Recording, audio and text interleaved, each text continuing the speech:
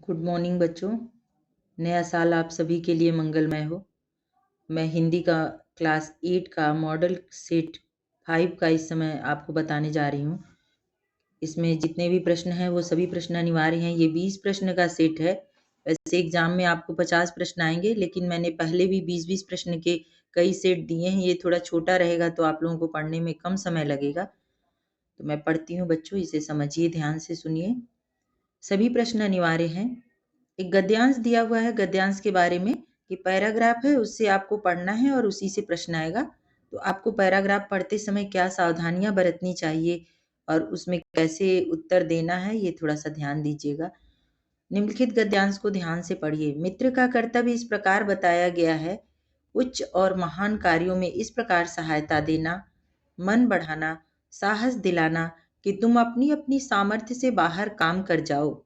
यह कर्तव्य उसी से पूरा होगा जो दृढ़ चित्त और सत्य संकल्प का हो। इससे हमें ऐसे ही मित्रों की खोज में रहना चाहिए जिनमें हमसे अधिक आत्मबल हो।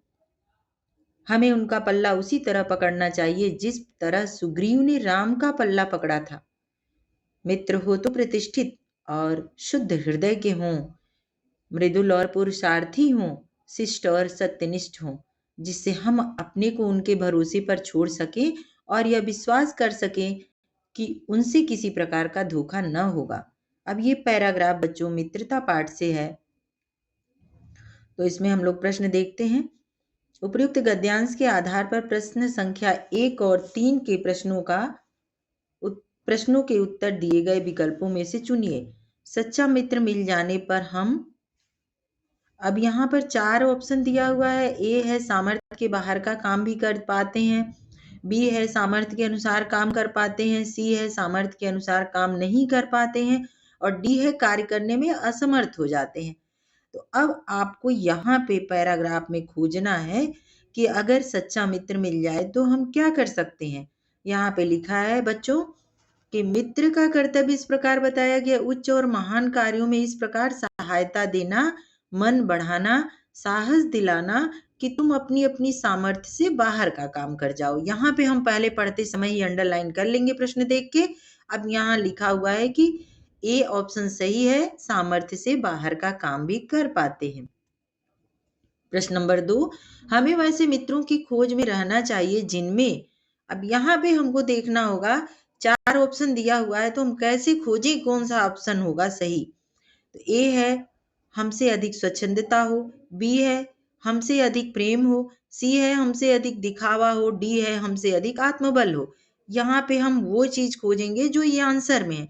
यहाँ पे आप देखिए 1 2 3 4 5, 5वीं लाइन में लास्ट के देखिए कि मित्र को, हमें ऐसे ही मित्रों की खोज में रहना चाहिए जिनमें हमसे अधिक आत्मबल हो। अब ये उत्तर सही हो गया, 4 वाला डी वाला उत्तर सही है, हमसे अधिक आत्मबल हो। प्रश्न नंबर 2 का डी सही है। अब ये उपयुक्त गद्यांश का उपयुक्त शीर्षक हो सकता है, क्या शीर्षक होगा?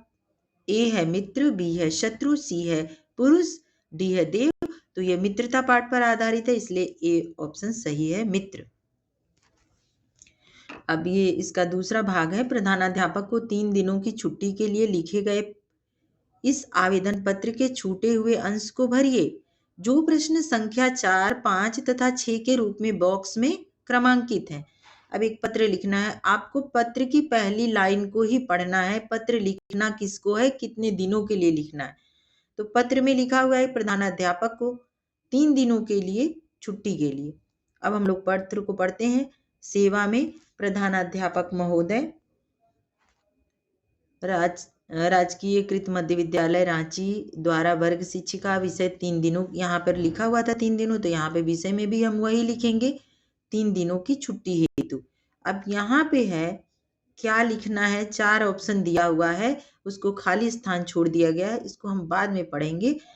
सविनय निवेदन है कि मैं आपके, खाली स्थान है। फिर 5वां प्रश्न का उत्तर यहाँ भरा जाएगा कि कक्षा 8 का छात्र हूँ मैं। पिछले दिनों दिनांक 26/11/2024 कर सकते हैं, 2024 से 28/11/2024 तक बुखार के कारण विद्यालय नहीं आ सका। अतः श्रीमान से विनम्र निवेदन है कि मेरी उक्त तिथियों की विद्यालय से अनुपस्थिति को माफ करने की कृपा की जाए। इस कृपापूर्ण कार्य हेतु मैं श्रीमान का सदा आभारी रहूंगा। यहाँ पे 6 नंबर खाली स्थान दिया हुआ है। आप 6 नंबर के प्रश्न का उत्तर भरेंगे। अब देखते हैं, नीचे 3 प्रश्न दिए हुए हैं। पहला है ए आदरणीय, बी है महाशय या महोदया, महाशया या महोदया, सी है महाशय या महोदय, डी है प्रणाम। तो आदरणीय तो हम अपने माता पिता बड़ों को करते हैं, आदरणीय लिखते हैं, लेकिन यहाँ पे हम प्रधानाचार्य को पत्र लिख रहे हैं तो वो महिला नहीं है, इसलिए महाशया नहीं होगा, महोदया नहीं होगा। वो है एक पुरुष। प्रधानाध्यापक मतलब होता है पुरुष, और प्रधानाध्यापिका का तात्पर्य है कि वो है एक महिला।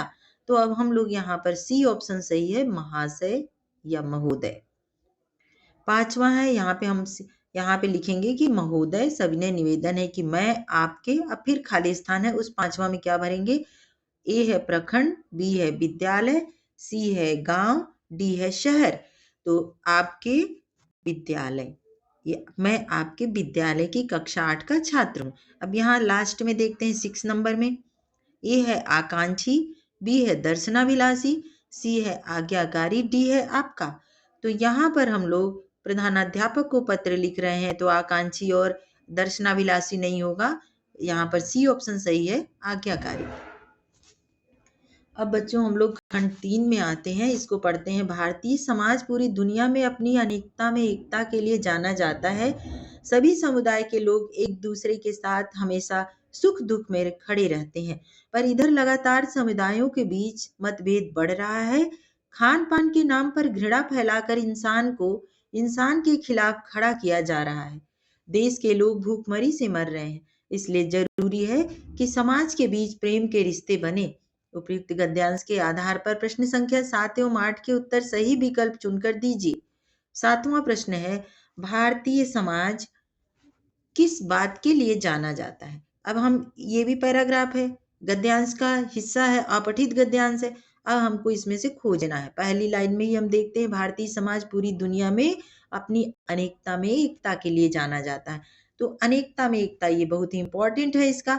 अब यहाँ पे 4 ऑप्शन दिया है। एक है, ए है धार्मिक एकता, बी है भाषा की एकता, सी है खान पान की एकता, डी है अनेकता में एकता। तो डी ऑप्शन सही होगा। 8वां प्रश्न है, इन दिनों समुदायों के बीच लगातार क्या बढ़ रहा है?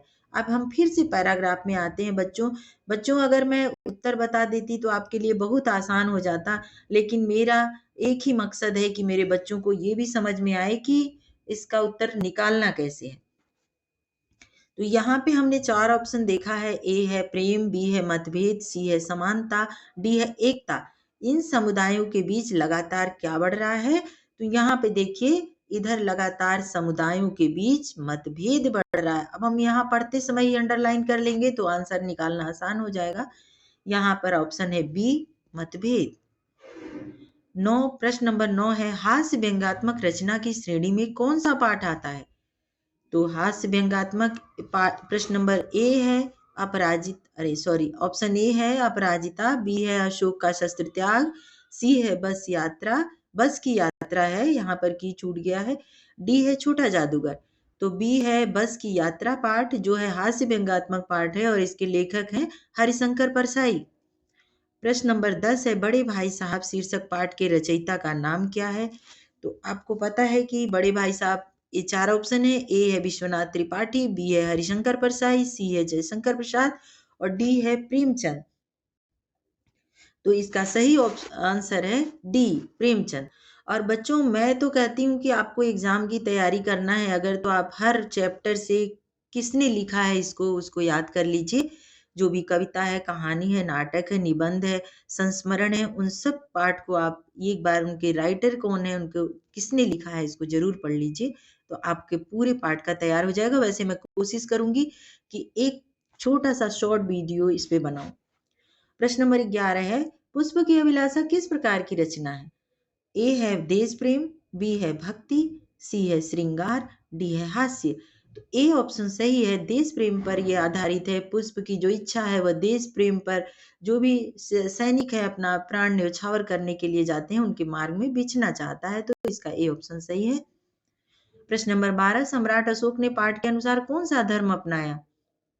ए है हिंदू, बी है जैन, सी है बौद्ध और डी है ईसाई। अशोक ने बौद्ध धर्म अपनाया था, इसलिए सी ऑप्शन सही है।